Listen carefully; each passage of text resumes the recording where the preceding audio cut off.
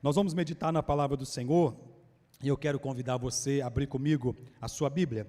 Na primeira carta do apóstolo João, no capítulo de número 5, meus irmãos, primeira carta do apóstolo João, capítulo 5, para que nós possamos meditar na palavra do Senhor, olhando para esse tema, a fé que vence o mundo. 1 João, capítulo 5, nós leremos, irmãos, do verso 1 até o verso 5.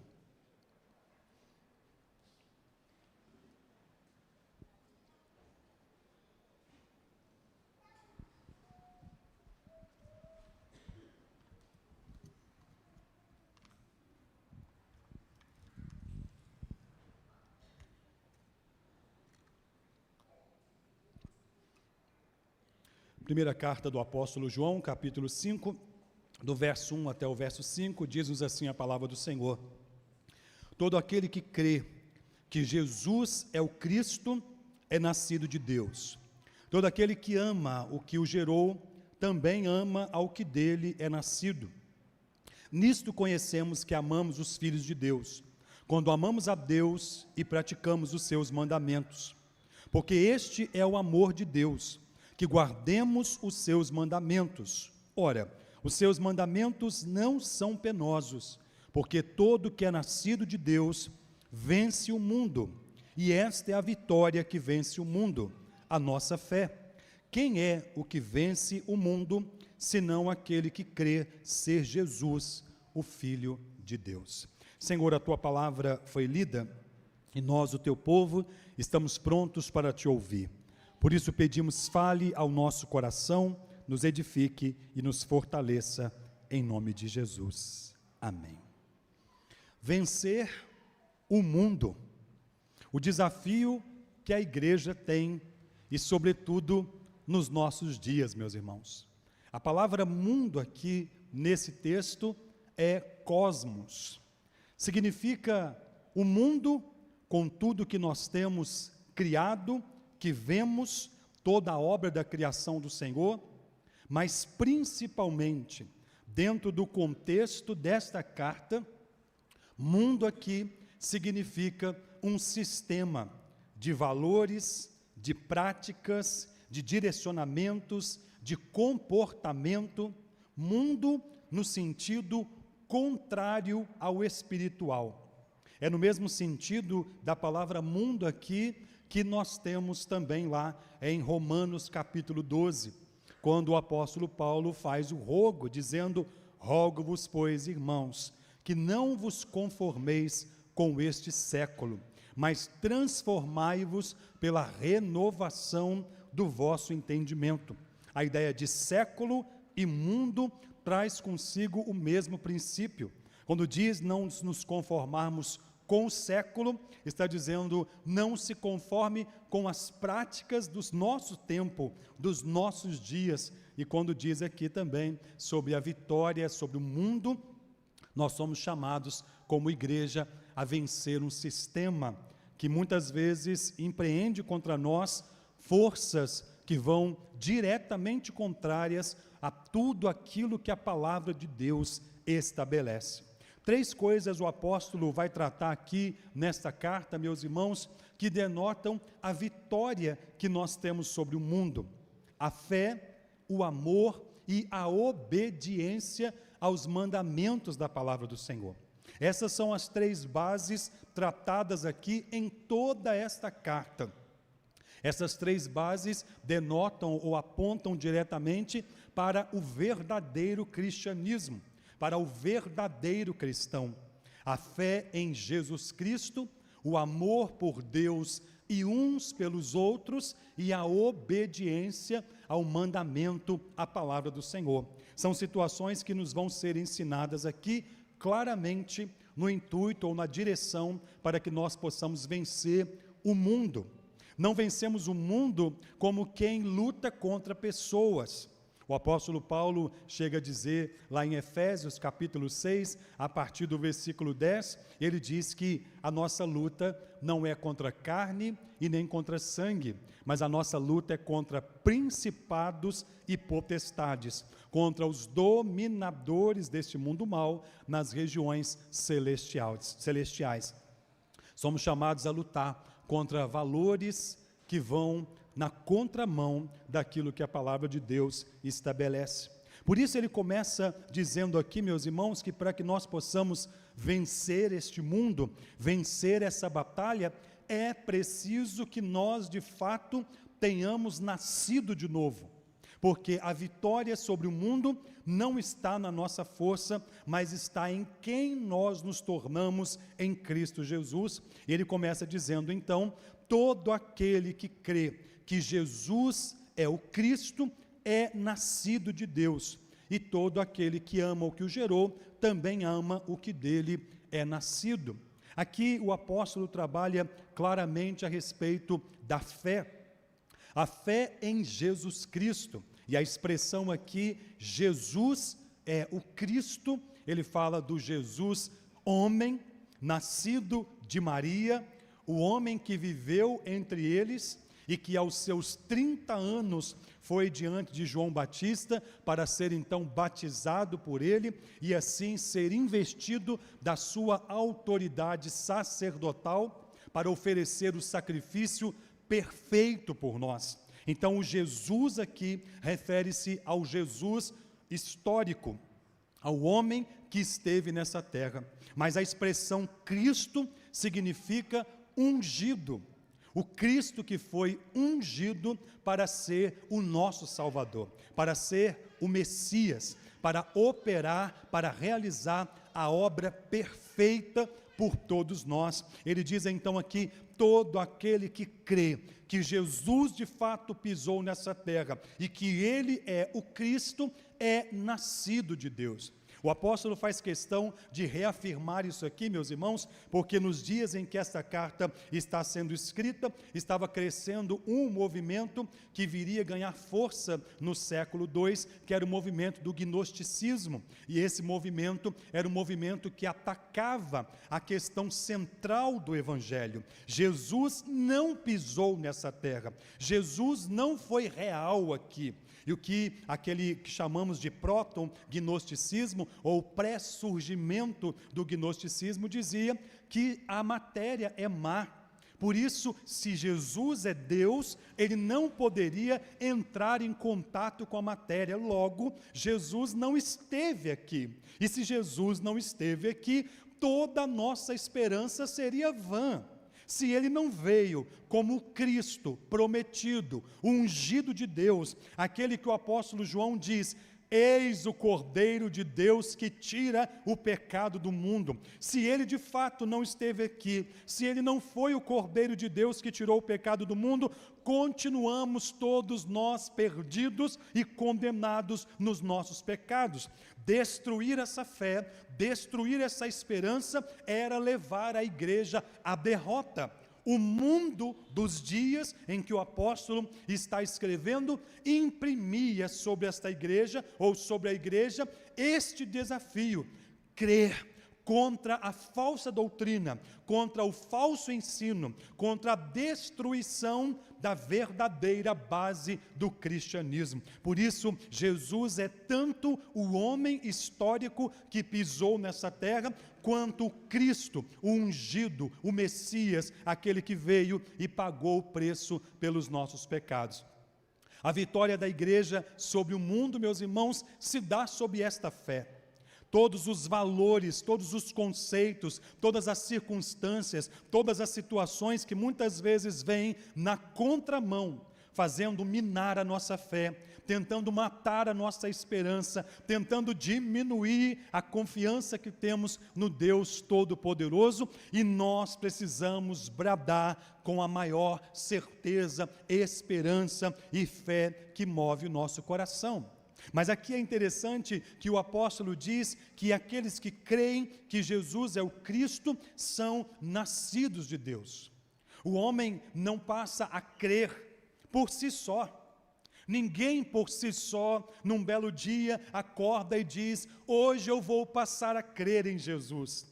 Hoje eu vou dar uma oportunidade para Jesus. Hoje eu vou abrir o meu coração para Jesus. Não, meus irmãos, é absolutamente impossível um pecador morto nos seus delitos e pecados procurar em Jesus a salvação da sua alma. Somente Deus pode operar isso em nós. É assim que Jesus se dirige aos seus discípulos no Evangelho de João, no capítulo 6 e no versículo 44. Ninguém pode vir a mim se o Pai não o trouxer. É impossível que um homem por si só decida crer em Cristo. Por isso, meus irmãos, a fé é algo que Deus nos dá.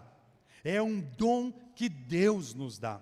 E nós precisamos exercitar esse dom, trabalhar esse dom, fortalecer esse dom. Afinal de contas, nós fomos regenerados. Nós nascemos de novo, como diz o apóstolo João, para uma viva esperança, reservada para revelar-se no último dia.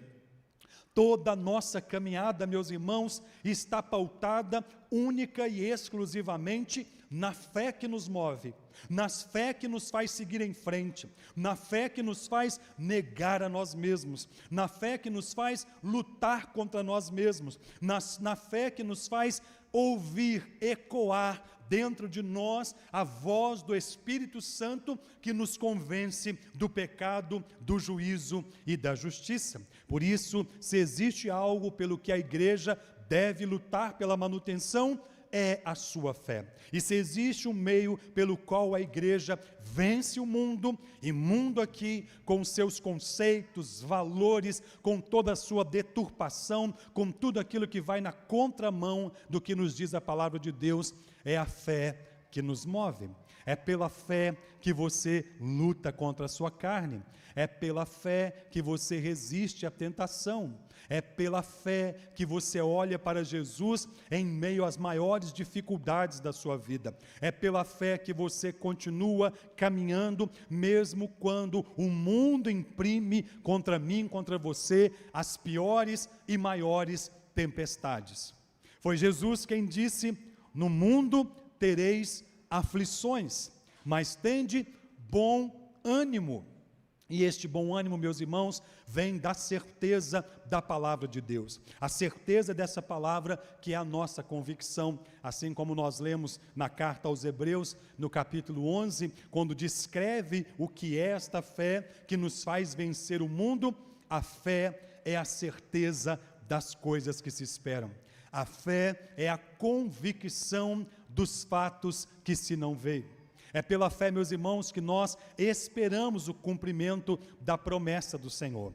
Quando Jesus Cristo estava despedindo dos seus discípulos, aqui no Evangelho de João, aliás, lá no Evangelho de João, porque estamos na carta, mas no Evangelho de João, no capítulo 14, ele olha para os seus discípulos, diante de todo aquele temor, diante de toda aquela situação, dizendo: o que será de nós agora? O nosso Cristo foi crucificado, o nosso Cristo, e se Ele sofreu tudo isso, o que haverá de acontecer conosco?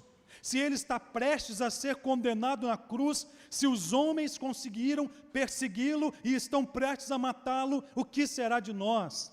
E Jesus então, contemplando a angústia do coração dos seus discípulos, Ele diz: não se turbe o vosso coração, crede em Deus, crede também em mim. Na casa de meu pai há muitas moradas. Se assim não fora, eu vou-lhes teria dito, pois eu vou preparar-vos lugar, e voltarei para vos buscar, para que onde eu estou, estejais vós também. O sofrimento nesse mundo, meus irmãos, as tribulações nesse mundo, como expressa o apóstolo Pedro, não se comparam à glória do porvir. Por isso, essa é a fé que nos faz vencer o mundo, com todas as dificuldades, com todas as lutas, com todas as tribulações, com todas as injustiças, com todas as perseguições contra a igreja do Senhor. E cada vez que se aproxima a volta de Cristo, tão mais difícil se torna ser crente. Num mundo completamente hostil e perseguidor da igreja do Senhor. Cada vez mais vemos, meus irmãos, crescendo os projetos para que se possa destruir a igreja do Senhor, atacar o povo de Deus, minar a nossa fé e a nossa esperança. E é nesse tempo que nós precisamos vencer o mundo que luta contra a igreja para fazer minar a nossa esperança. Afinal de contas, somos novas criaturas. É assim que o apóstolo Paulo diz em 1 Coríntios, capítulo 5, versículo 17, 2 Coríntios, assim, se alguém está em Cristo, é nova criatura. As coisas velhas já passaram, eis que se fizeram novas. Você está neste mundo, porém você pertence à glória do Senhor. Você pertence ao povo de Deus. Você pertence a um novo povo, a uma nova nação. A nossa pátria não é esta, meus irmãos. Vivemos neste mundo como quem caminha por um deserto em direção a Canaã celestial. O que a Bíblia diz sobre mim e sobre você é que somos cidadãos do reino do céu. Nossa cidadania neste mundo é brasileira, mas nossa cidadania no mundo espiritual é cristã. Somos o povo de Deus, povo de propriedade exclusiva do Senhor. Por isso, para vencer o mundo, é preciso que guardemos a fé. Como você tem protegido a sua fé? Como você tem alimentado a sua fé? Como você tem fortalecido a sua fé?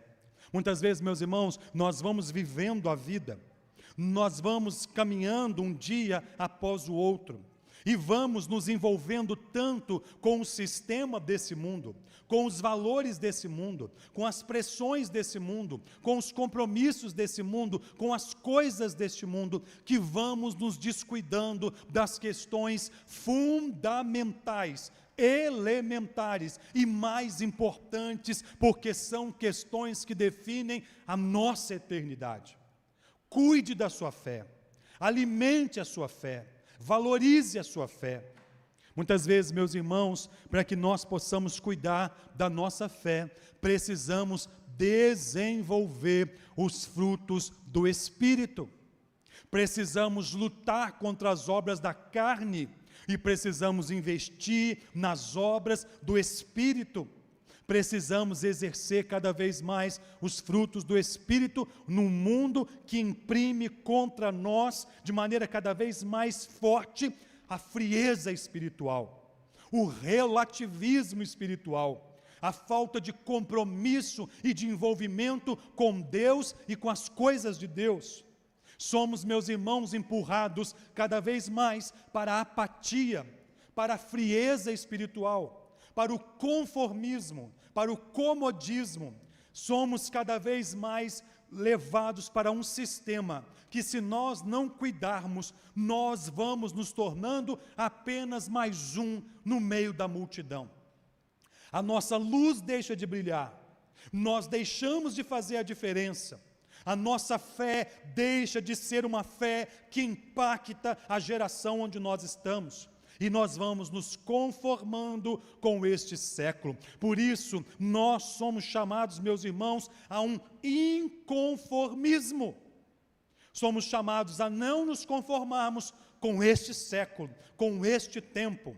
Nem tudo deve ser tratado com normalidade, aceito com naturalidade.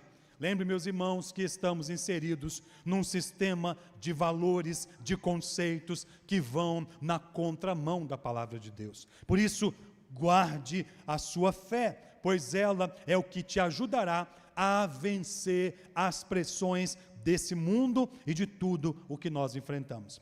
A segunda coisa, meus irmãos, que ajuda a vencer aqui, a igreja do Senhor a vencer, a segunda parte do versículo 1 diz assim: e todo aquele que ama o que o gerou, também ama o que dele é nascido. Nisto conhecemos que amamos os filhos de Deus, quando amamos a Deus e praticamos os seus mandamentos. Se a fé nos ajuda a vencer o sistema desse mundo que nós vivemos, o amor também é o que nos fortalece, que nos habilita e que nos capacita para vencermos tudo que o mundo imprime contra nós, para que nós possamos andar fora da direção do Senhor. E ele fala aqui, meus irmãos, desse amor, porque este também era o segundo pilar daquilo que ele vem tratando aqui nesta carta.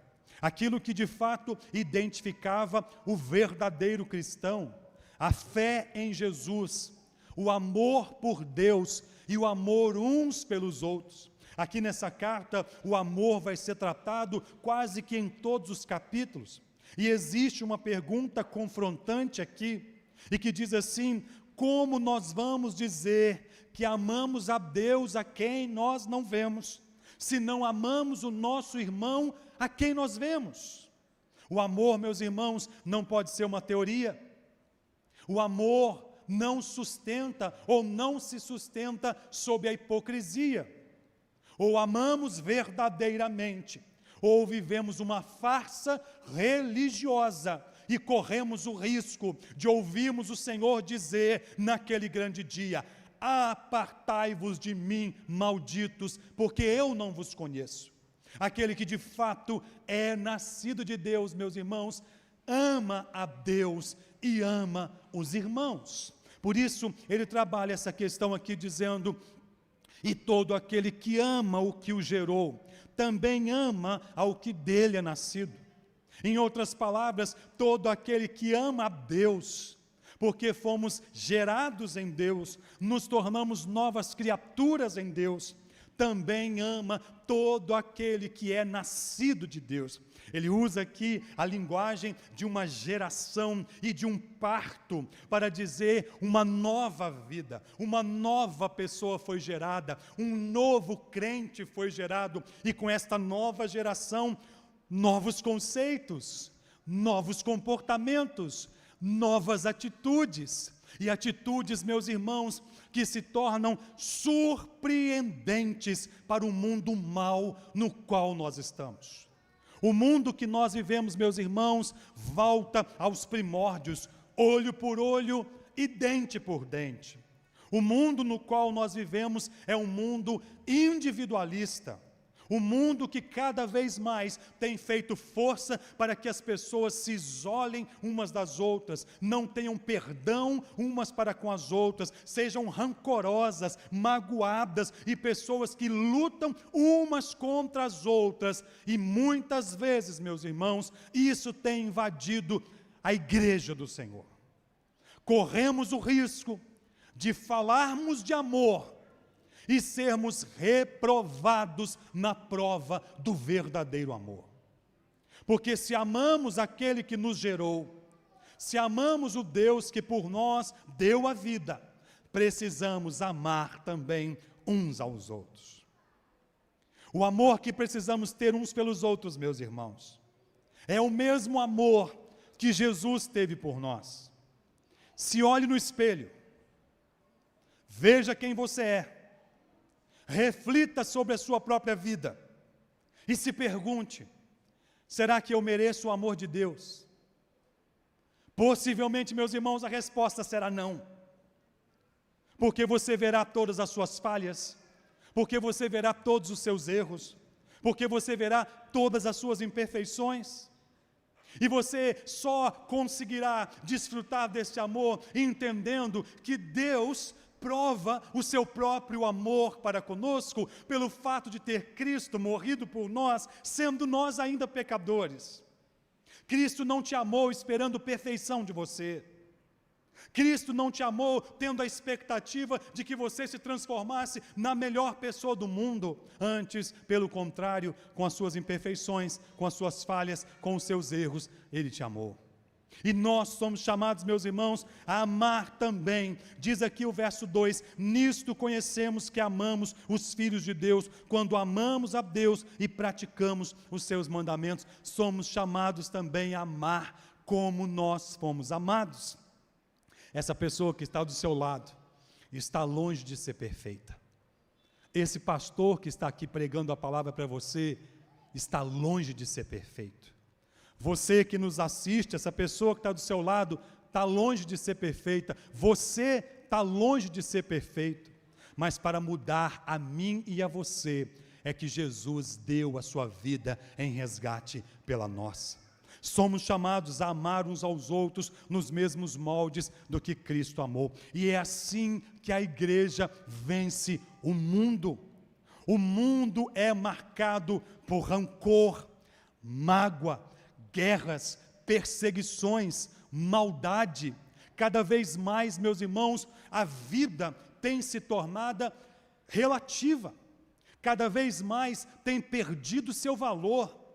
Cada vez mais nós ficamos assustados, alarmados com as notícias que nós vemos nas televisões, porque os homens amam cada vez menos a Deus e ao seu próximo. E é assim que Jesus então diz que nós devemos cumprir a sua palavra, amando o nosso próximo. Então, meus irmãos, a maneira como nós podemos vencer o mundo é pelo amor, mas não um amor qualquer. É muito lindo o capítulo 13 da primeira carta do apóstolo Paulo aos Coríntios. É um poema lindo, é utilizado em casamentos, músicas, é recitado de uma maneira bela, linda, mas precisa ser uma verdade na nossa vida, meus irmãos. O amor não se ufana nem se ensoberbece. O amor não se conduz inconvenientemente. O amor não se exaspera. O amor não se ressente do mal. O amor não busca os seus interesses. O amor não age inconvenientemente. O amor tudo sofre. O amor tudo crê. O amor tudo espera. O amor tudo suporta. É este o amor que precisa estar no meu e no seu coração. A igreja precisa mostrar para o mundo o que é o amor de verdade. E para que nós possamos ensinar o mundo o que é o amor de verdade, nós precisamos amar a Deus e amar aos nossos irmãos que foram gerados pelo Senhor, assim como nós. E assim nós conseguimos, meus irmãos, vencer o mundo. E aí, ao finalzinho aqui do versículo 2, ele diz: quando amamos a Deus e praticamos os seus mandamentos, porque este é o amor de Deus, que guardemos os seus mandamentos. Ora, os seus mandamentos não são penosos, porque todo que é nascido de Deus vence o mundo, e esta é a vitória que vence o mundo, a nossa fé. Quem é o que vence o mundo, senão aquele que crê ser Jesus, o Filho de Deus? A terceira base sobre a qual está estabelecida a vitória da igreja sobre o mundo é a obediência, meus irmãos. Aqui é aquilo que o apóstolo vem tratando nesta carta, os três pilares do verdadeiro cristianismo: a fé, o amor e a obediência. Os três pilares da igreja que quer vencer o mundo, com todos os seus valores invertidos, com toda a sua pressão que imprime contra nós, para que nós possamos andar longe dos preceitos da palavra do Senhor. Ele diz aqui: quando amamos a Deus e praticamos os seus mandamentos. Os mandamentos são a palavra do Senhor, os 10 mandamentos, aquilo que nós temos como a lei moral do Senhor, os 4 primeiros mandamentos que dizem respeito à nossa relação com Deus, e os últimos 6 mandamentos que dizem respeito à nossa relação com o próximo. Nós precisamos praticar aquilo que as Escrituras nos dizem, que está lá em Êxodo capítulo 20, não terás outros deuses diante de mim. A igreja do Senhor é chamada, meus irmãos, para longe da idolatria. Não farás para ti imagem de escultura, não tomará o nome do Senhor teu Deus em vão. Lembra-te do dia de sábado para o santificar. A igreja do Senhor é chamada para ter a Deus como a base central da sua vida, como o único Deus, para honrá-lo, para respeitá-lo e para adorá-lo. Por isso, os 2 primeiros mandamentos: não terás outros deuses, não farás para ti imagem de escultura. O 3º mandamento: não tomará o nome do Senhor teu Deus em vão. E o 4º mandamento: lembra-te do dia de sábado para o santificar. Como igreja, nós precisamos pautar a nossa vida pelos valores da palavra de Deus, assim como nos diz no Salmo 119, no versículo 105, lâmpada para os meus pés é a tua palavra e luz para o meu caminho. A relação que nós precisamos ter com Deus estão nos 4 primeiros mandamentos. A relação que nós precisamos ter uns com os outros está nos 6 últimos mandamentos, cujo 5º mandamento diz: honra o teu pai e a tua mãe. Este é o primeiro mandamento como promessa para que se prolongue os teus dias na terra.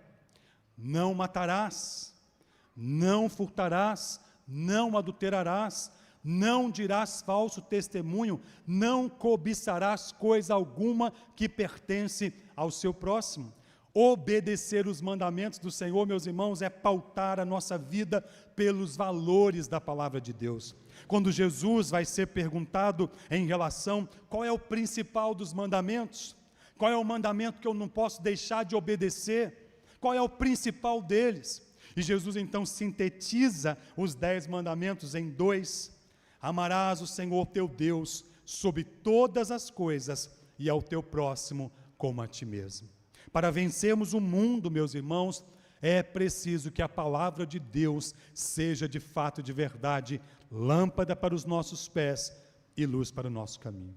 Muitas vezes é muito fácil, meus irmãos, viver a palavra na teoria. Sabemos falar da palavra, sabemos dar aula sobre a palavra, temos às vezes na ponta da língua a resposta para tudo na Bíblia, mas às vezes somos um fracasso quando chega a hora de colocá-la em prática na nossa própria vida. Tiago chega a dizer assim: aquele que sabe o que deve fazer e não faz, nisso está pecando. Você sabe qual é a direção da palavra de Deus para cada passo da sua vida? Você sabe qual é o propósito, qual é o plano, qual é a direção que Deus tem na sua palavra para cada passo da sua vida? Agora é só ir e praticar. Nós sabemos o suficiente, meus irmãos, para vivermos para a glória de Deus. É preciso que estabeleçamos a nossa vida sob esses 3 pilares. Se queremos vencer o mundo, se queremos vencer a batalha, se queremos ouvir o Senhor dizer naquele último dia: vinde, benditos de meu Pai, entrai no gozo eterno. É preciso que vivamos pela fé. É preciso que amemos uns aos outros e ao nosso Deus. E é preciso que vivamos em obediência à palavra do Senhor. Fé, amor e obediência. As 3 bases que nos fazem mais do que vencedores. Como está a sua fé? Como está o seu amor por Deus e pelo seu irmão? E como está a sua obediência à palavra de Deus? Cuide disso, lute por isso. Não deixe o mundo destruir a sua fé. Não deixe o mundo matar o seu amor. As pessoas podem ser frias, as pessoas podem ser ingratas, as pessoas podem ser más, as pessoas podem ser perversas, as pessoas podem ser vingativas, as pessoas podem fazer de tudo, mas o importante é que você saiba quem você é. O importante é que você saiba que você precisa perseverar até o fim, que você dará conta de si ao Senhor. Não seja crente por causa do outro, não se torne ímpio por causa do outro. Olhe firmemente para Cristo Jesus, o autor e consumador da sua fé, e caminhe firme até o último dia. Não tem nada neste mundo que seja mais importante do que a sua eternidade. Não abra mão da sua fé. Não abra mão do seu amor por Deus e pelo próximo. E nunca deixe de cumprir a palavra de Deus. Perfeitos nós nunca seremos, mas aquele que começou boa obra em nós é fiel para completá-la até o dia de Cristo Jesus. Até que Cristo venha, caminhe firme, obedecendo e praticando a palavra de Deus. Fé, amor e obediência na vitória da igreja contra um mundo que muitas vezes vem contra nós. Que Deus ajude a mim e a você, no nome de Jesus. Amém?